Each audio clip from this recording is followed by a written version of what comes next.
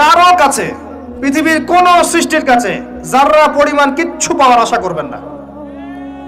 একটু আশা করবেন, আপনি কষ্ট পাবেন। কারো কাছে কোনো আশা করতে যায় না, শুধু আল্লাহর কাছে আশা করেন। সমস্ত কাজের প্রতিদান আল্লাহর কাছে চান, পরকালে আপনি সুখে থাকবেন ইনশাআল্লাহ। শেষ হাসি আপনি হাসবেন ইনশাআল্লাহ।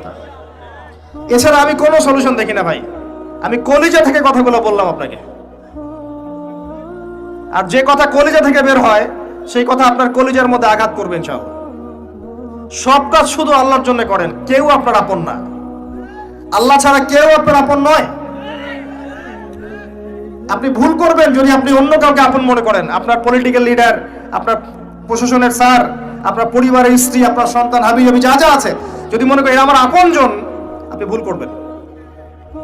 সবাই সবার স্বার্থ চেনে, সবাই সবার স্বার্থ চেনে। শুধু আল্লাহ আপনাকে নিঃস্বার্থভাবে ভালোবাসেন।